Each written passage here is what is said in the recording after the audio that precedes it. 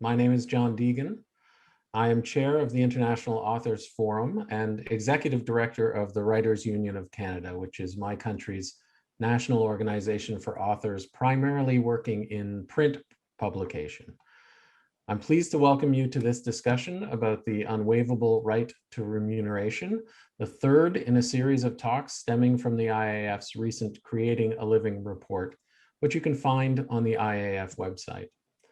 Let me remind you that this talk is being recorded and streamed live on Facebook as well. If you intend to tweet about this event, and you're certainly encouraged to do so, please use the hashtag Creating a Living.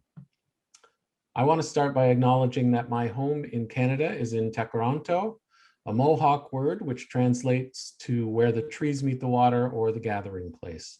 Takaranto is bound by Dish with One Spoon, which is a treaty between the Anishinaabe and the Haudenosaunee to share the territory, promote peace, and protect the land. I acknowledge them and any other nations who care for the land, recorded and unrecorded, and I pay my respects to Canada's first storytellers and artists. I'm very, very grateful to have a home here. So it's a authorship and creation, its economy, and the legal underpinnings of its agreements. Coming as I do from the writing and publishing sector and not the audiovisual sector, the right to remuneration we'll be discussing today is for me more of an abstract than concrete concept. The idea that in my world, an author could be financially ejected and left out of the picture as their work flows down the chain of various commercial exploitations lives for me only in the world of extremely bad contracts. In the course of business in my world, we all have opinions on royalty percentages and the splits on various follow-on rights stemming from an original work of literature. But for the most part, authorship is respected and the author compensated throughout the adaptive life of the work. This, I take it, is not the case currently for audiovisual authors, the screenwriters and directors of film, television, and multimedia. I have so many questions about this, and we'll get to questions a little further on in the presentation.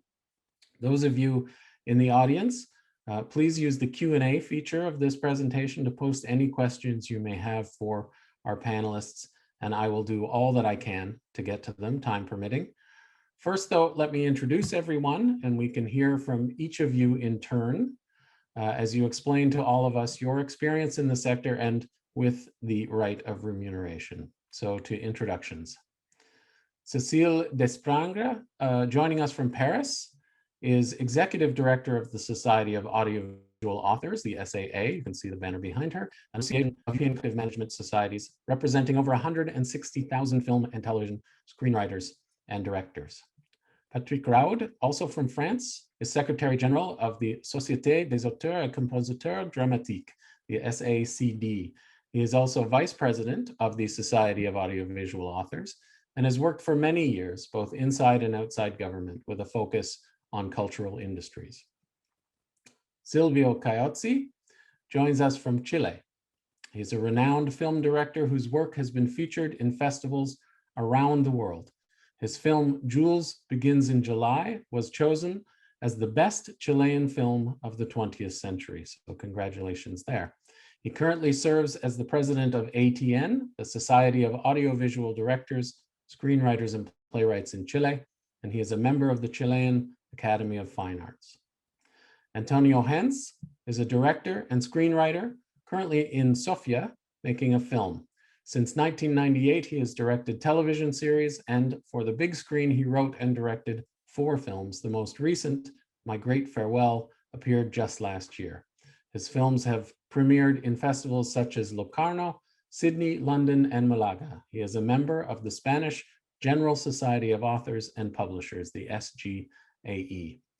And finally, Fabia Buenaventura, joining us from Madrid, is director of the audiovisual division for the aforementioned Spanish General Society of Authors and Publishers, an organization devoted to the defense and collective management of the intellectual property rights of its over 100,000 members. Fabia's career has been devoted to the Spanish cultural industries. So I welcome you all. This is a fabulous panel, and I thank you so much for lending us your experience and your expertise. You are the experts here on the careers and struggles of audiovisual creators, and I look forward to learning from you today. Okay, so why don't we go in the same order that I did the introductions? We'll start with brief presentations from each of you. Cécile? Okay, thank you very much, John, and welcome to the participants, and good afternoon from Brussels. In fact, I'm in Brussels. From Brussels. But that's very close to Paris from a Canadian perspective. I'm very glad of this cooperation with the International Authors Forum, and thank you very much for the invitation. For us, it's a bit like a premiere and our first appearance on the global scene, since we have been admitted recently as an observer to the World International IP International WIPO. Okay, that's what I wanted to say, sorry. Yeah, we requested an observer status at WIPO because after 10 years of intense activities at EU level and some achievement that I will present you in a minute, we felt that our regional experience with audiovisual authors' rights in Europe could be a valuable resource for an international forum like WIPO. And we want to bring this expertise, as you said, and this experience to WIPO delegates and secretariat. So to give you an overview of the situation of audiovisual authors in Europe, their rights and remuneration, the SAA was established in 2010 to raise awareness on the specific issues of audiovisual authors' rights and their fragmented remuneration rules in Europe.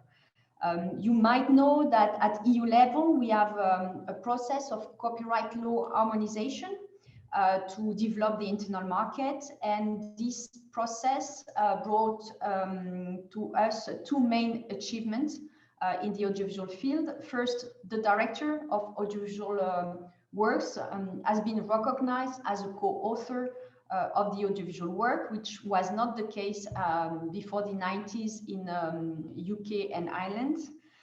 And we also benefit from European harmonization for the mandatory collective management of the retransmission right. So these are the two main achievements. However, audiovisual authors still enjoy a very fragmented legal protection in the different member states and fragmented remuneration rules for the exploitation of their works. So from one country to another, there are still huge differences. So we've pushed the issue at EU level, and a number of reports have been commissioned by the European Parliament, the European Commission, which have asserted the weak bargaining position of audiovisual authors when negotiating their intellectual property rights. Authors are at the source of many projects in the audiovisual sector, and when they approach a producer and sign a production deal, nobody knows the value of the rights until the work is finished and put on the market. In addition to that, we have the presumption of transfer of rights to producers in many countries, and combined with this early signature of production contracts, we often have a situation of buyout contracts in Europe, which means the acquisition of all rights for a lump sum payment. And those contracts deprive authors from any possibility to receive ongoing remuneration for the exploitation of their works on different media. Some national laws have tried to improve this bargaining power of audiovisual authors, but with ex post mechanism, such as a bestseller clause, and they request the author to go to court. And unfortunately, going to court is uncertain and carry the risk of being blacklisted. You have to bear in mind that it's a very competitive market for authors, and contractual freedom never plays to their advantage. So the best solution we found in Europe have been developed in some countries like Spain, Italy, France and Belgium with some specificities. But the general solution is that the law provides that whatever the contract has been signed, the audiovisual authors are granted an unwaivable and untransferable right to remuneration for the communication to the public of their works, to be paid by the operators who exploit the works and managed by the authors' collective management organization.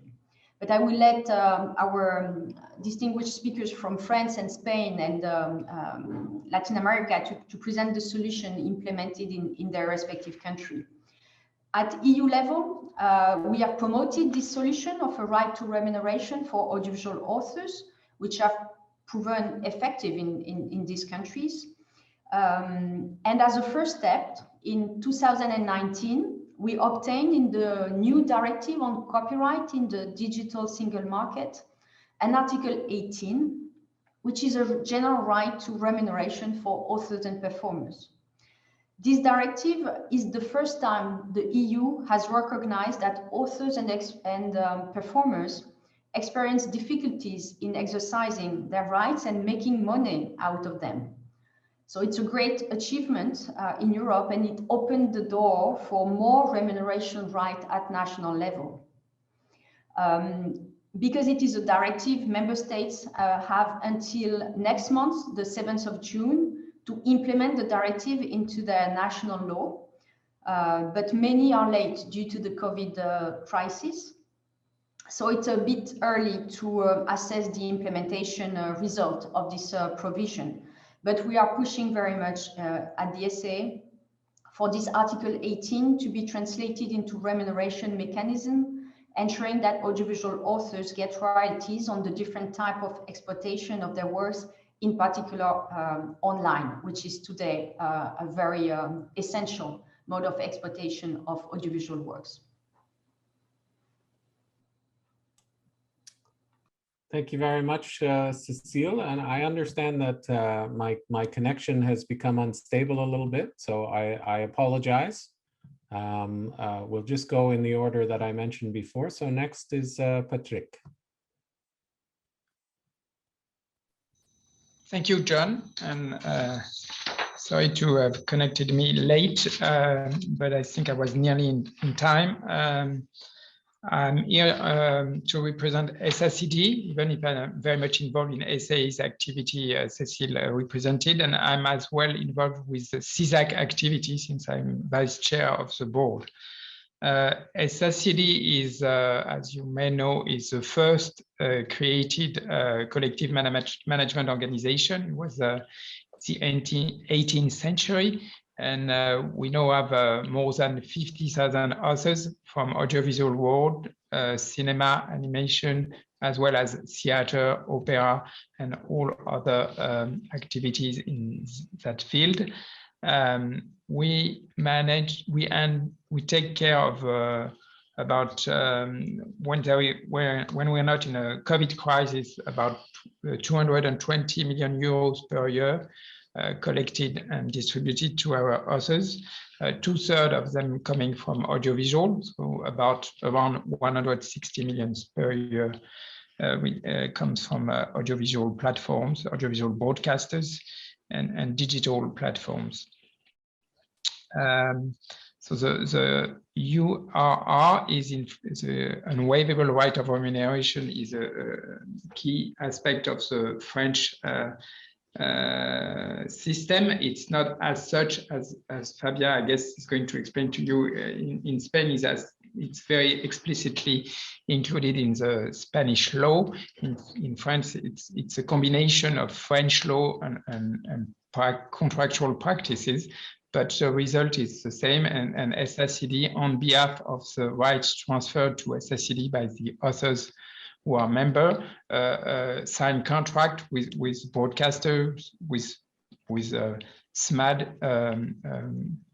service of VOD platform, some digital platforms like YouTube, and through those contracts, we cover authors' rights for the company with whom who signs the contract, and therefore, if they have the authorization of the producers to use the work and to broadcast the work, they cover all requested aspects and can handle the exploitation of the work. We used to have contract, and mainly with traditional broadcasters, for first free-to-air broadcasters, public and then private, and then pay TV, and we open up our contracts like something like 10 years ago with YouTube. I think we were one of the first non-music CMO to sign a contract with YouTube, and we have been under contract with Netflix and for more than 5 or 6 years, and we have just signed an important contract with Amazon VOD activities. I will not repeat what Cécile just said, but the adoption of the directive within the EU was a key aspect for us on 2 main fields. So compared with some other member states of the EU, as I said, we already have an waivable right of remuneration in France, but we had a kind of a hole in the system, especially towards digital platforms. So even if I already said we had a contract with YouTube, the legal basis for that contract was slightly weak, and we persuaded YouTube to go towards that contract with us, but our power negotiation was not that strong because we were not sure what it would become in court. Thanks to the adoption of the directive, and which has been transposed last week in France, we now have a very clear basis to sign a general contract with digital platform, and we are opening up, and actually that has already started, but we are very confident we could reach agreement with other digital platforms, and we have advanced discussion currently with Facebook and TikTok. Second improvement in the transposition of the directive on the French law is that we managed to have some requirements imposed towards SVOD platforms, especially in terms of reporting, because all of them have contract with the SACD. We receive authors' rights and we distribute those authors' rights, but those companies are very, they don't want to share information, and especially on the number of subscribers. We don't as such care, but so they give us information on turnover, but it's sometimes difficult to have information on how many customers do watch the work our authors have created, so we managed to have that in the French law, and so it will be up to SACD and other French CMO. They can request from VOD platforms some reporting on a schedule, which will depend on our own distribution scheme. So if we want to distribute Netflix rights every quarter or every month, we just notify to them, and they have to comply with that requirement. And because we already have a very good quality report from Netflix, but they were very cautious, and actually they refused so far to send that report more than twice a year. And since rights we receive from Netflix starts to be quite important for our authors, it was a kind of a problem for distribution of revenue to our authors. So we plan to increase our speed, and we are up to move to every quarter, and we aim to move down next year or following year every month. And second issue we had with another VOD platform, which is Amazon. They had no problem with the periodicity of the report, but Amazon prevented us from the contract so they were ready to share information with us, but they didn't want us to share that information with our author. And as a CMO, it's very important for us to be in a position to explain to our authors why they receive 100 or 200. And so we produce to all of our members who have their work on a VOD platform, we deliver to them the amount of rights we pay to them, as well as the amount, not the amount, but the number of subscribers on the French and Belgian markets which have watched their work. So that's one key aspect as far as CMO's activities are concerned. Since we have some authors participating today, the transposition of the directive allows us to increase the power of negotiation of authors when they negotiate with their producers, and this is as well a very important aspect. What I just want to add is that it's not as such authors' right, but it's very important for our authors. In audiovisual, there has been another directive which has been adopted quite recently within the EU, which is the AVMS directive, Audiovisual Media Services Directive, and that directive gives the ground to the French government through the transposition to impose financing of EU works imposed to those platforms, and the law has already been passed and the decree is about to be adopted, and platforms like Amazon, Netflix, and Disney VOD offer will have to invest 20% of their turnover on the French market to finance work, to pre-finance work of audiovisual, cinema, and animation. So it will bring in a lot of money, and it will facilitate the creation of new works by our authors. But I'm sure Fabia will say the same thing. But as other CMOs, we have treaties with our colleagues from Spain, but from Latin America and elsewhere as well. And we do represent Fabia's authors from Spain when their work are shown on a French TV or on Netflix in France. We collect the rights in France and we send it to the CMO, who distribute it to its own author. So since I spoke a lot about Netflix, as many other CMOs a couple of months ago, most of the rights I received from Netflix in France were gently sent to Fabia for the authors of La Casa de Papel, but not every year. But I think the URR is a very, it doesn't exist in many countries within the EU. So that's what Cécile explained. It's very important, country by country, that we try to promote the adoption of that legal background, and with my hat of CISAC, and CISAC launched, helped with SAA, a worldwide campaign, and with writers and directors, a worldwide campaign promoting the adoption of URR in as many countries as possible. And I think for authors in France, collective management organization rights represent between 40 and 50% of the revenues of an author.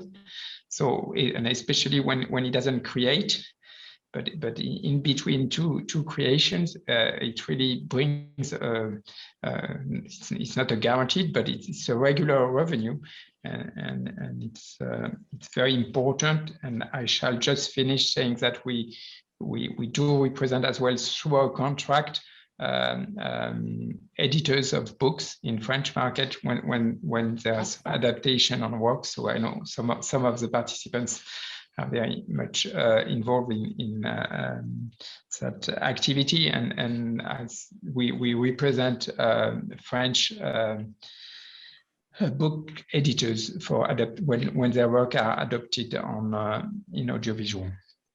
So that's my introduction. Thank you so much, Patrick. We'll be moving to Silvio, and just to let people know who are listening, Silvio will be speaking in Spanish, and there is interpretation available. So if you go to the bottom of your screen, you can choose to hear interpretation. So Silvio from Chile. Muchas gracias, John. Thank you very much, John. Thank you for your invitation. And good morning, everyone. I'm saying good morning because I'm in Chile, and in Chile it's 10 a.m. So good morning. To answer the question why the right to remuneration is a solution for audiovisual authors, I'm going to describe the following. I'm sure that many directors and scriptwriters of the audiovisual world, to make concrete what only exists in their creative minds, they have engaged in discussion with producers from cinema, TV production studio, similar to what I'm going to tell. Audiovisual author. Mr. Producer, I'm excited with this and I need your support. Executive producer. Yes, your idea is quite interesting, but author, many people have read the script and many people love it. Producer, well, yes, maybe it's friends of yours, but it's tough to know whether your project will have mass success to recover costs. Maybe it may win an award, but that's not enough. And the author, desperate, interrupts him. I'm sure that this will be a push to audiovisual art. After a long pause, the producer accepts a sheet of paper with the financial proposal. And the producer says in a low voice, this is as much as we can offer you. Just think about it. If I were you, I would accept. The author is in state of shock and quivering. He mumbles inaudibly. I have taken so many years to make this, and the producer, with a smile, sign this. I'm sure that in your next project you will be famous, and thanks to this work of yours, you will be able to demand whatever you want. This discussion ends with a frame of the author quivering and signing the piece of paper. This short scene is an example of why the right of remuneration is important. In my country, our CMO, ATN, has fought for 20 years to raise awareness on this need to support rights. The world of audiovisual creators has become news in all media outlets because there was an enormous move supporting what a piece of film in a can meant. People from different political backgrounds have gathered, and ATN knocked on the doors of many members of Congress who didn't understand why we were requiring another remuneration besides what the channel had already paid us after granting them the authorization to reproduce our rights. It was not easy to understand that ours is not a die to make millions of shoes, but it comes from, there are very few cases where there are many other parties make a profit out of the works of art of authors and writers. If there isn't commercial success, no one wins, but if the work becomes a great commercial achievement, it's not fair that who had the original idea of the script and did the creative realization, i.e. the director, should not receive a penny from that huge benefit. The truth is that an audiovisual idea cannot be assessed until it shocks millions of people in the country of origin or around the world. That's why the remuneration right is fundamental, that only acts on the marketing of an audiovisual piece when there is economic success, when the author was the origin of the success. Finally, on October 10, 2016, a law was enacted in our country, which was unanimously approved. It was named after a deceased filmmaker from Chile. It's the Ricardo La Reine Law. All these years have gone by with a law that whereby authors haven't received a penny for their rights. Broadcasting and distributing companies have been led to court, and we know that trials and lawsuits take a long time. However, ATN has taken the first steps to revert this situation thanks to international support from organizations like CISAC, writers and directors, Autores, from Argentina and from other organizations.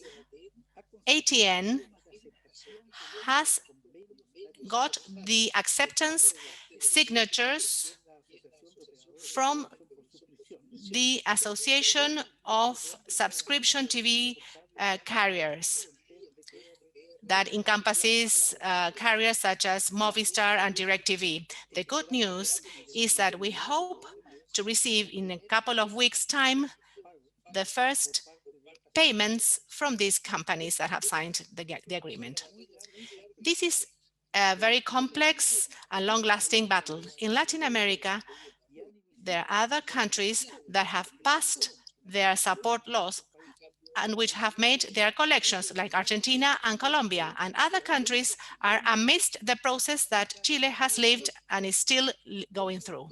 Without a doubt, all audiovisual authors around the world should be more united than ever to demand, explain, and convince legislators that justice should be made in order to encourage audiovisual creation to leverage and improve the culture on our planet. Thank you very much.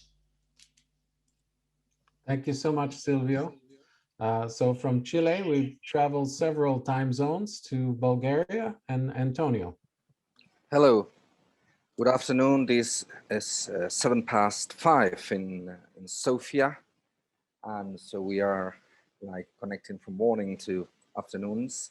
And I'm gonna give an overview of this remuneration rights with the voice of an author, that it's me, and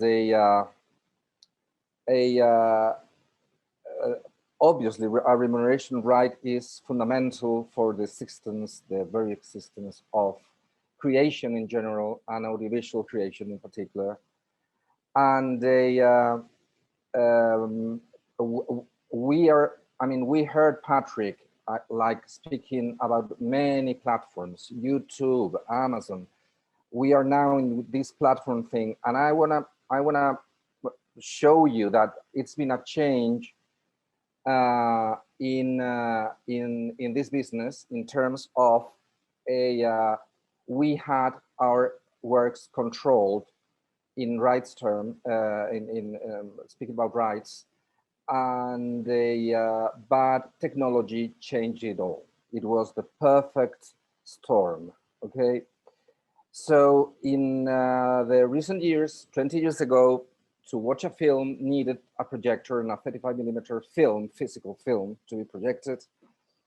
It needed a DVD or a VHS or whatever, so it was very easy to control our rights. Now it is really very, very difficult. We've also seen a decline in writers and directors' earnings, while we see that the industry business becomes larger, it becomes bigger. So what happens is what we really need is to be all together, all associations we represent, to implement the remuneration rights in those parts of the world, in those markets in which this legislation does not exist. And we also have to share information. we should have the same, or trying to implement in our respective countries the same laws in terms of protects ourselves. And well, more or less, this is the actual situation. Now we still don't have control on the works that are exploited now due to technology.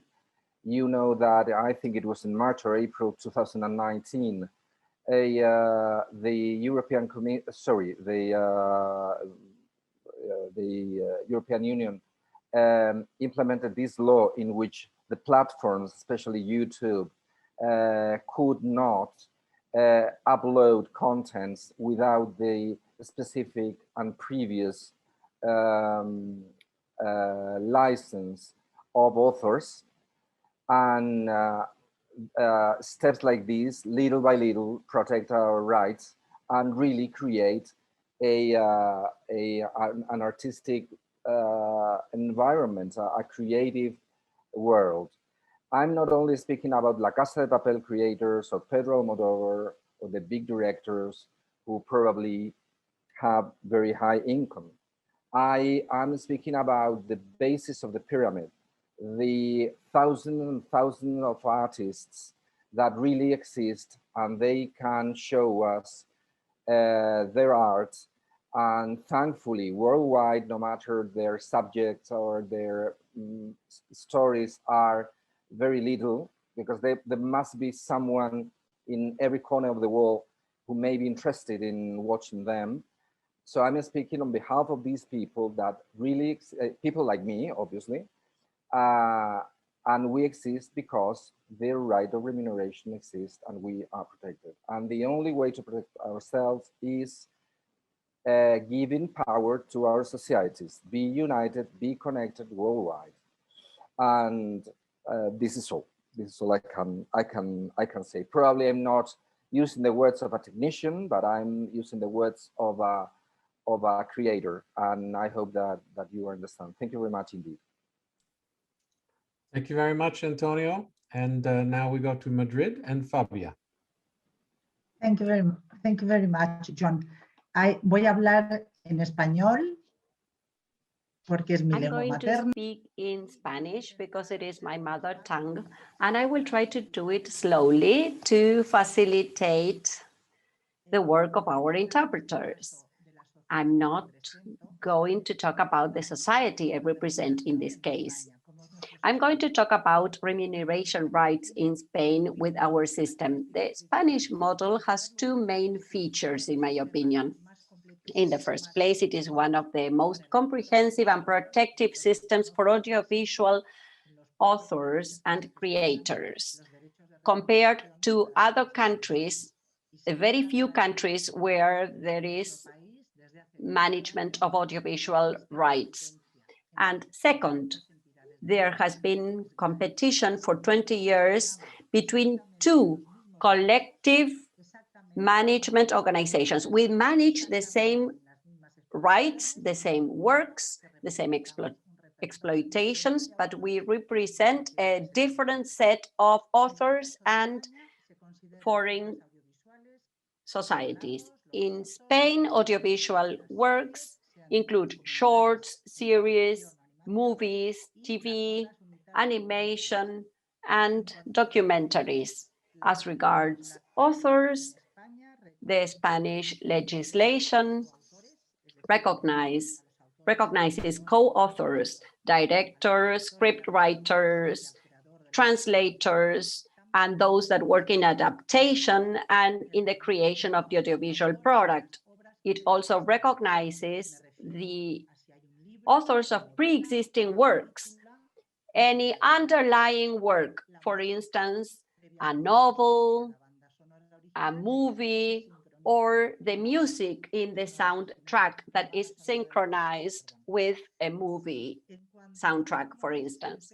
So the musicians are also recognized. As regards the importance of this recognition for audiovisual creators, in our system, we have standardization. If there is no contract providing otherwise regarding the distribution of the proceeds in the audiovisual world, the standard that we use is normally 25% of the total of rights are for the audiovisual director or creator, 20% is for the literary part, which includes the pre-existing work, 25%, 50% for the pre-existing work, and 25% for music. Anyway, management is totally separate for music. It is separate from the script and the audiovisual work. So there are three author components. In Spanish legislation, we have the remuneration rights that are included in the intellectual property law. The first time the audiovisual author is mentioned as the owner of a remuneration right was in 1966. We have many years of experience with this. So they started recognizing audiovisual authors' right to have a remuneration for the public distribution of their work. At the first time, it only had to do with theaters and theatrical releases. Later on, other modes were included, and they are all included in the last version of the intellectual property law that was enacted last year, 2020. I would like to insist that it includes all kinds of communication to the public.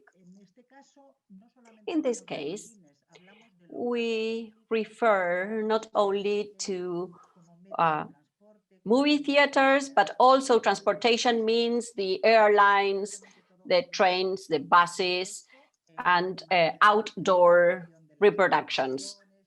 Everything is included. With the extension of TV services and digital TV in 1987, the remuneration right was included for public TV or free-to-air TV, pay TV, and regional TV stations. In 1994, the remuneration rights were also included for set-top boxes and video and DVD devices. In 1996, it was included for online uses, both streaming and non-streaming. And it includes all kinds of web uses, catch-up TV, and platforms such as Video on Demand, YouTube, and others. And we also have another possibility, even though it is not a remuneration right, which is to devote one part of the right of compensation from private business to welfare causes. The Spanish collective management organizations were able to help during the pandemic to authors in need.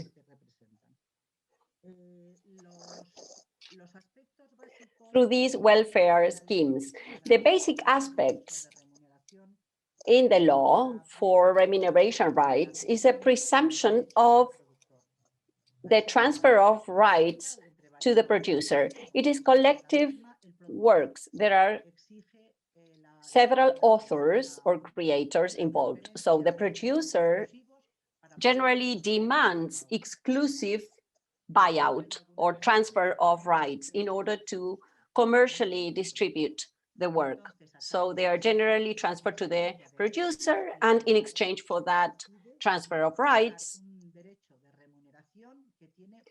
the legislation decides to preserve remuneration rights.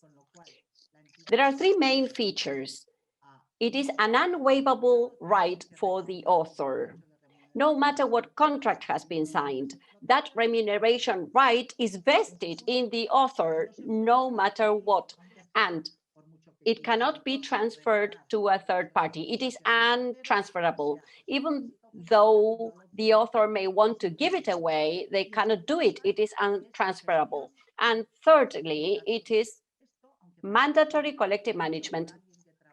Now, coming from someone who works in a collective management organization, it would seem I have a vested interest here, but This is very important because when the audiovisual author bargains or negotiates with a big platform, a big TV channel, a big US platform having also a venue in Spain, they do not have the same bargaining power. They don't have the possibility to negotiate a fair contract. So it is very important to have this third party, the collective management organization, and this third party tells them what are the key requirements of the contract to be signed and assists them in getting the right terms and conditions for the distribution of rights. Now, how does it work when you have competition between two collective management organizations that represent users with the same rights? Well, it requires a value added compared to other countries where there is only one collective management organization. In the first place, you need to give the user of the works a standard platform. All users for cable TV retransmission, for instance, the hotels or the airlines, wherever the works are shown, everybody needs to be very clear on the rates. The rates are public. They are published and everyone can see them. So we are based on a fair footing. And to avoid or to have a seamless process so that they will receive an invoice from the collective management organization, and to avoid any differences between the rates of the two collective management organizations, sometimes we have to match every work before sending an invoice to a theatrical company or to a movie theater for a work. We have to do this matching process so that the invoice that the user receives is the right one. Sometimes we have to work with VOD platforms or with TV, and this is more complex because you have to allocate for the total catalog the burden of the repertoire for entity 1 and entity 2, because the rate is the same. The user, if they have a rate that is a certain percentage of the exploitation rights, it has to be very clear to them that when they are paying to collective management organization 1, then they will get another invoice and from the second entity. Both invoices should add up to the standard rate that is published. I hope my explanation was clear. As regards the market size, unfortunately, very few countries in the world have remuneration for audiovisual authors, and this creates an unfair situation.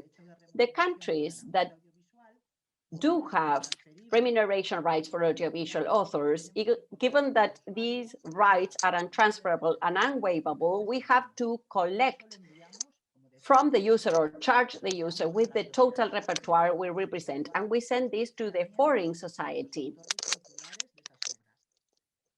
where the creators of those works are members. So the balance of payments between what we send abroad and what our authors receive in our country is not balanced at all.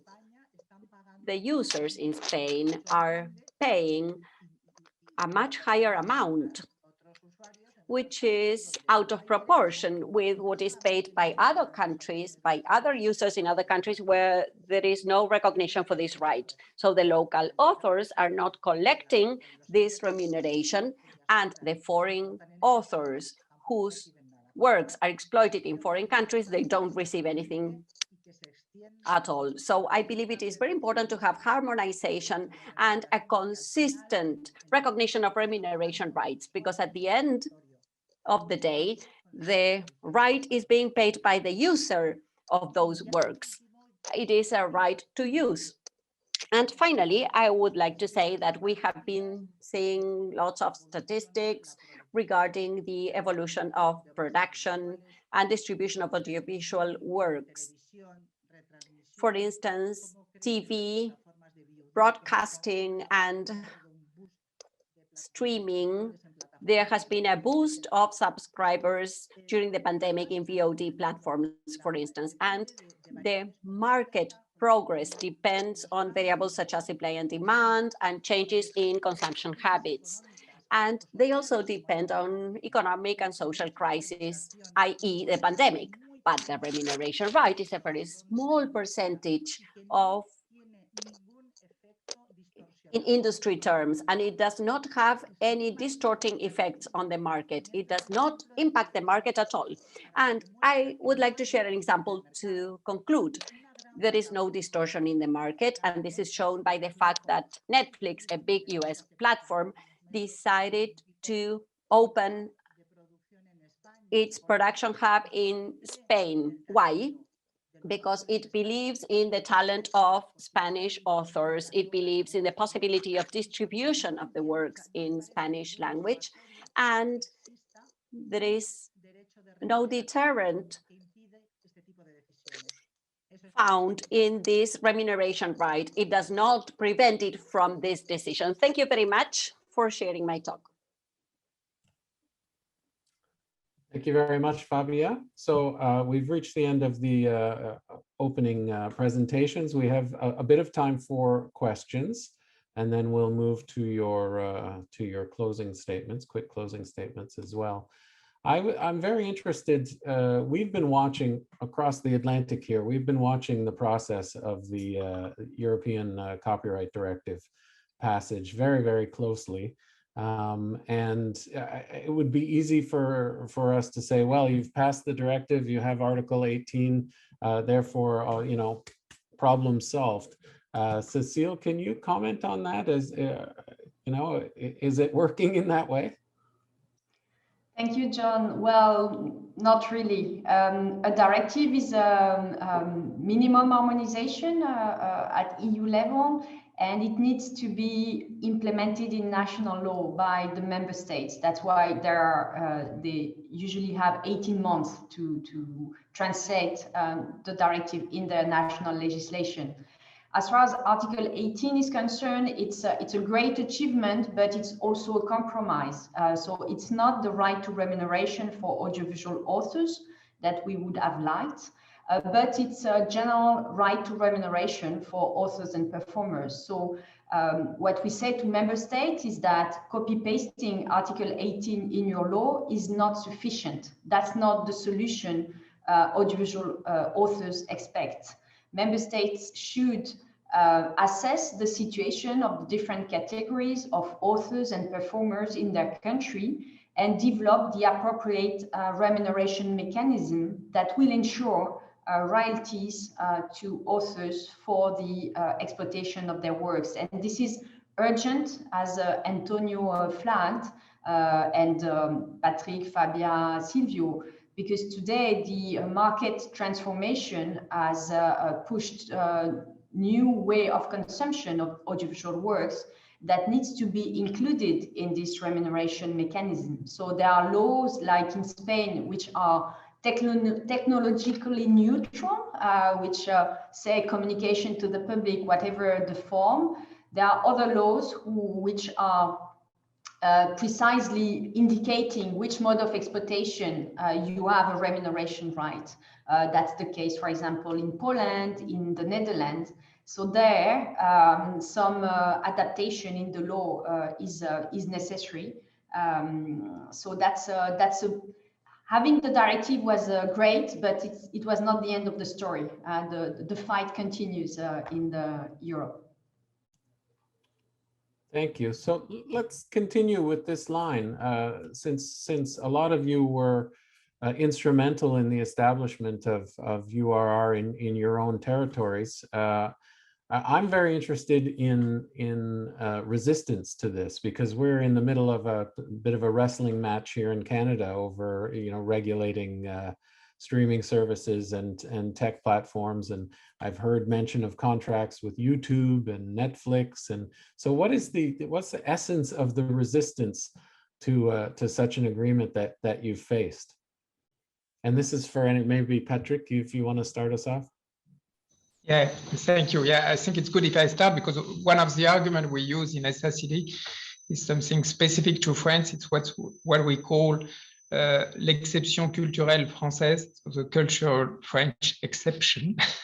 and especially with US based companies like YouTube or even Netflix, they have their own worldwide strategy and understanding of what should be contractual practices, but they feel like we're still a kind of a little village of Viking, or not Viking, but Gaulois,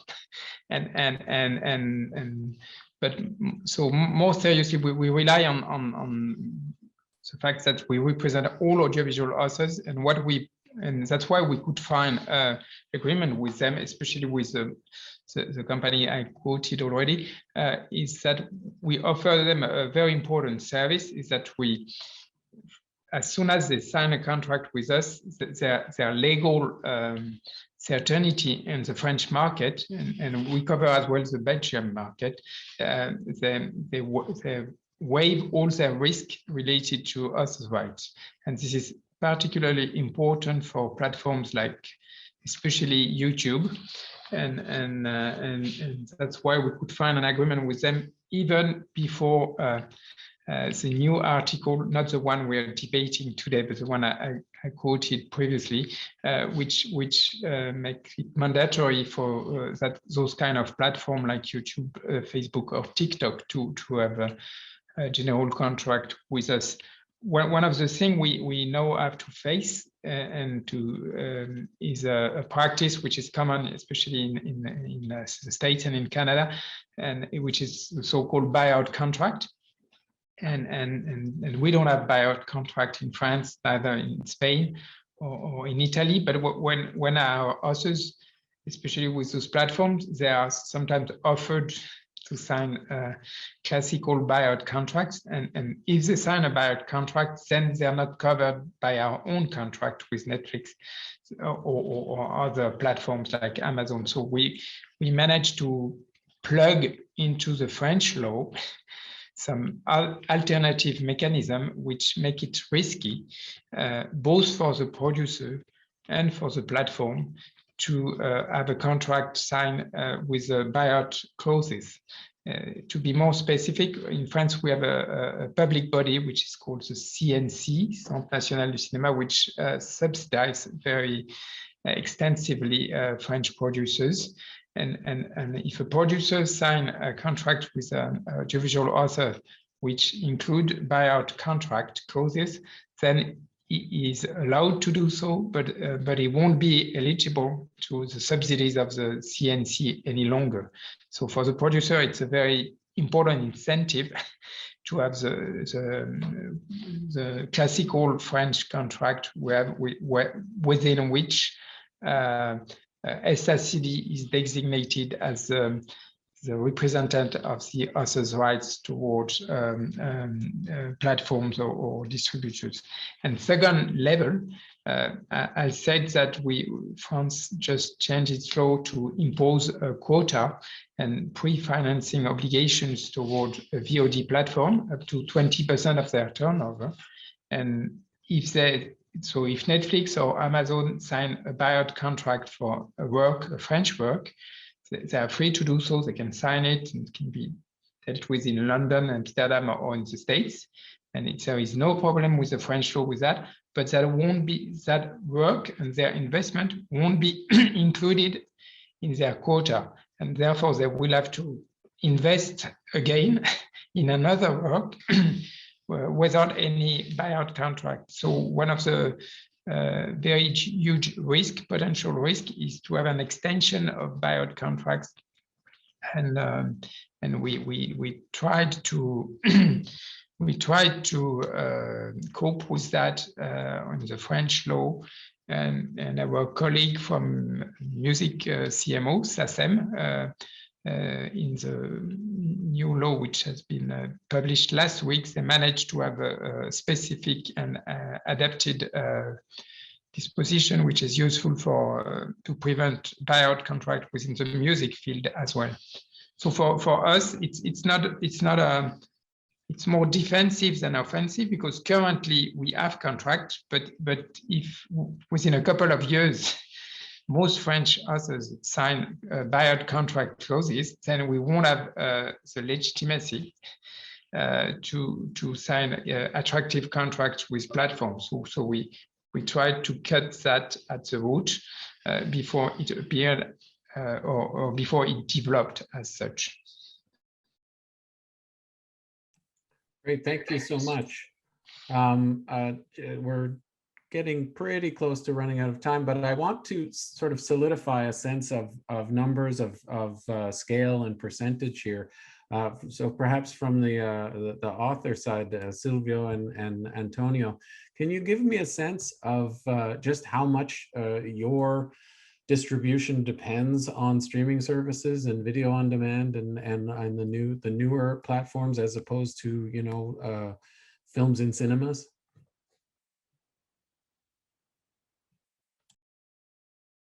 You'll have to unmute. There. No. Ok, no, respecto a porcentajes, no. In relation to percentages, I'm not aware of percentages at the moment, but that's the near future, the digital and streaming, without a doubt. And it's quite sad. And it's something that there is no legislation for yet. And I'm listening to the problems and things that are cropping up and unfair situations related to streaming practices. And that's because there's no legislation for it. The incredible of all this is that this could be the great solution for independent films from the technological point of view, because in theory, any independent from any part of the world could make a beautiful movie, and they themselves could announce to the world by using the technology without spending on advertising agencies or distributors. The author himself could or herself could offer a story or a theme that could be interesting to the entire world, and he or she could collect charge a very low cost, 20 cents of a dollar, just to give you a number. But if it is a strong theme to the world, he would be getting a lot of money directly. So this technology could help independent filmmakers to make an entire process without having to rely on producers or TV channels, which, of course, they take advantage of independent producers because they don't have a way of defending themselves. Curiously enough, technology could provide the great creative and production solution for the independent producer. At the same time, since there isn't legislation, the recent technology developed for the individual, for the independent, there is more theft than ever of the rights that creators should get or should receive. So that's my thoughts.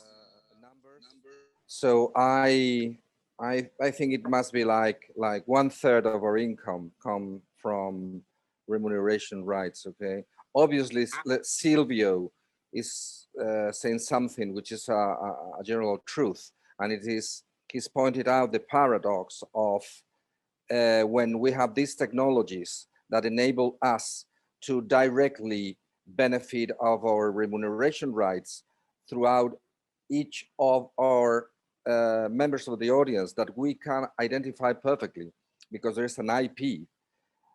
On the other hand, there is like a general interest not to be so. Okay, so it's again these platforms trying to get all the benefit. But this is another issue. Okay, this is another issue: is anarchism, socialism, or market world.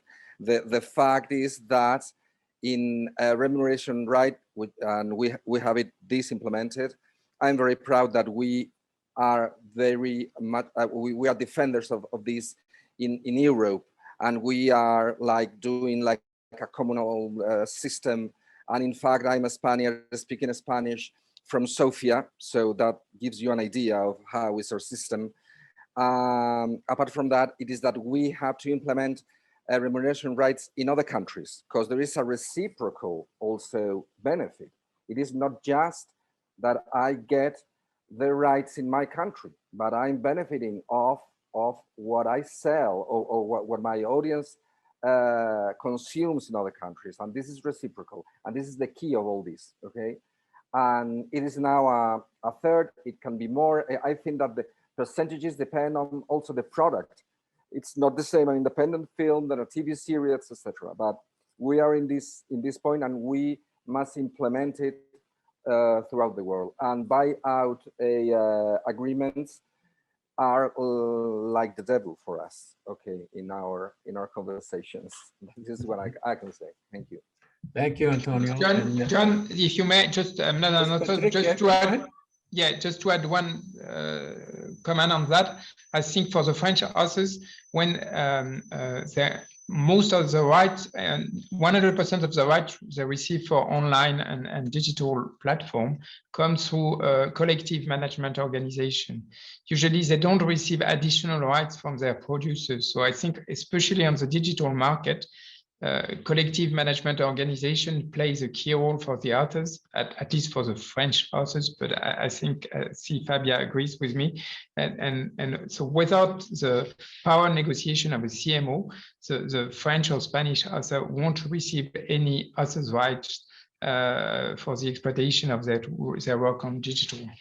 So I think it's really it's even more important on the digital exploitation than it used to be through the broadcasters. Yeah, thank you so much for that clarification. Unfortunately, we've run out of time. I couldn't get to all the questions, and I apologize for that. We're going to do closing statements, but before we do that, I believe the International Authors Forum would like to show a short video. So go ahead, Thanasis.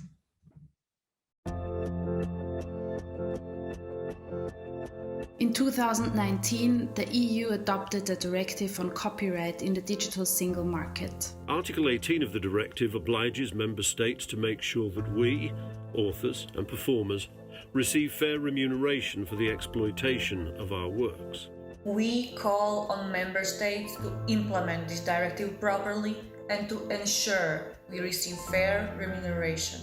We invest our passion, time, and money into our projects, but we rarely benefit from its success, particularly online. So far, streaming and downloads have not given us the returns that we deserve. Alone, it is difficult to defend our rights and royalties against the big on-demand platforms. But together, as members of collective management organizations, we are stronger and can make sure our rights are respected. CMOs manages authors and performers' rights on our behalf and in our best interest. They are our safety net. We trust CMOs to defend our rights, negotiate with users, collect and distribute our royalties. Article 18 would create an income stream for authors within the audiovisual sector and for all performers across Europe, independent of our contractual arrangements and managed by our CMOs. We deserve to be fairly remunerated for our works, right? Right.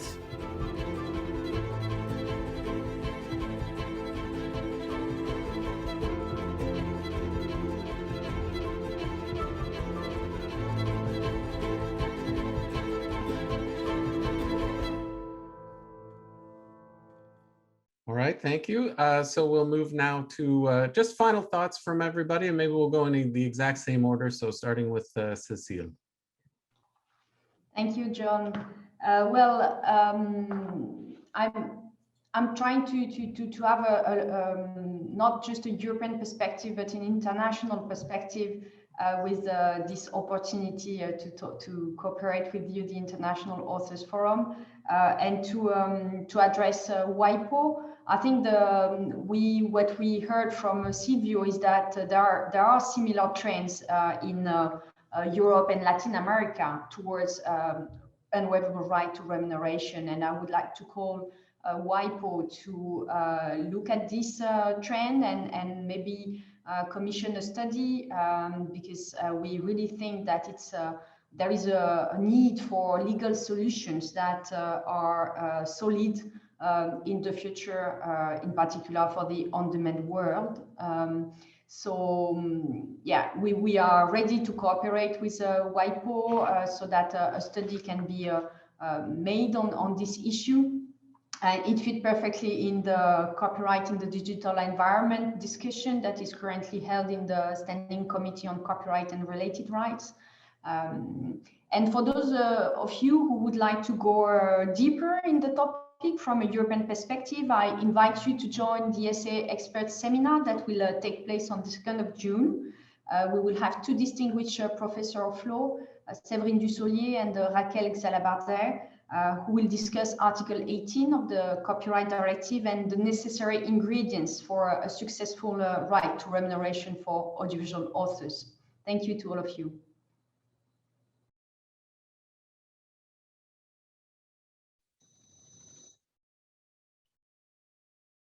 John, yeah, please. Yeah. No, I just want to summarize my two main points. First one is, as Cécile said, it's important to expand worldwide the legal capacity to have an available right of remuneration for authors, and could be done through SAA, through SAA's cooperation with other bodies, through WIPO as a key role to play, and CSAC and writers and directors worldwide as well.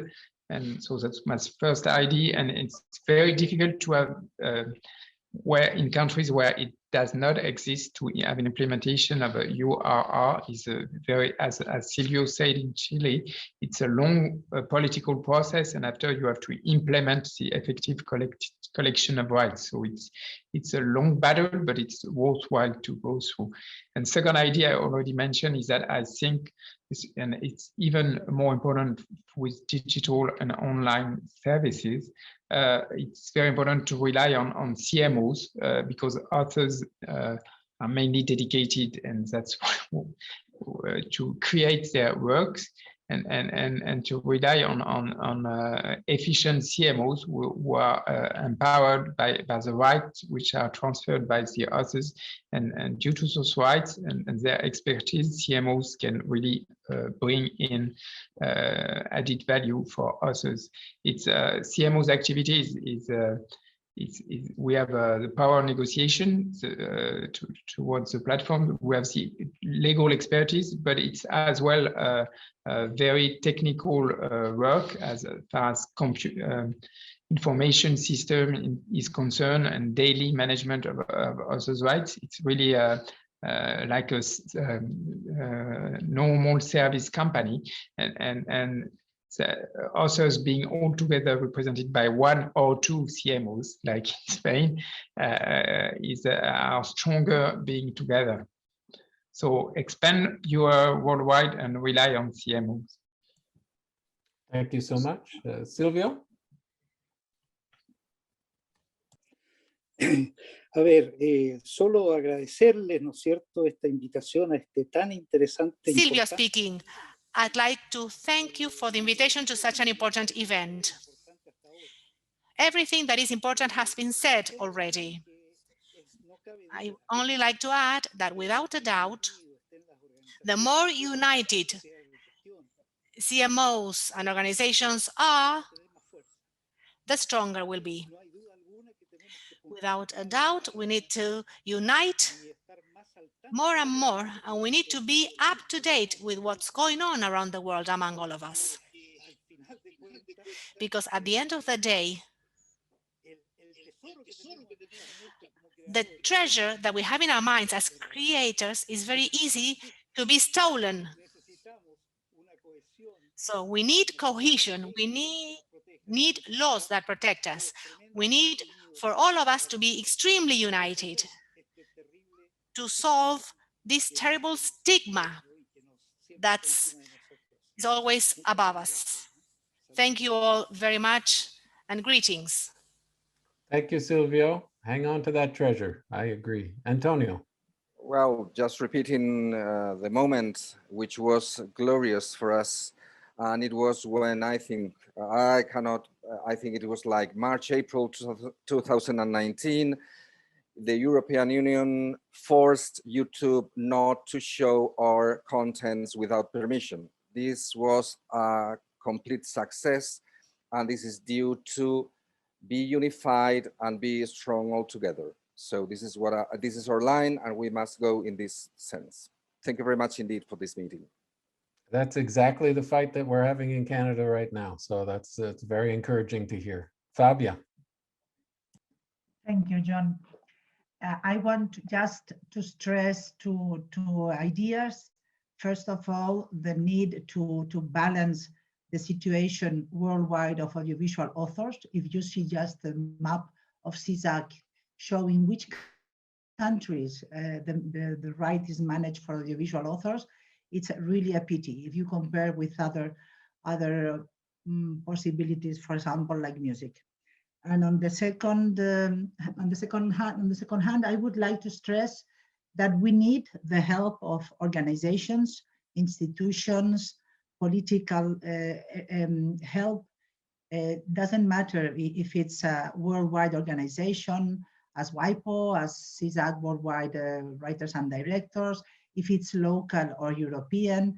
I think we need to collect all the possible help to make studies, to show comparisons, and to have an output that shows that we have to continue working for the internationalization and extension of the URR right all over the world. Thank you so much. Thank you very much, Fabia, and thank you all again for being here. This was the third in our webinar series. There will be a fourth where we will be discussing the increasing pressure for exceptions and limitations under copyright. I'm not quite sure of the timing on that. If you want to go back and see any of the webinars that the International Authors Forum has produced, you can do that on their website under resources. So once again, I will just say thank you very much to our esteemed panel. I learned a great deal, and you've given me a lot of confidence for the process going forward in my own country. Goodbye, everybody. We will see you again.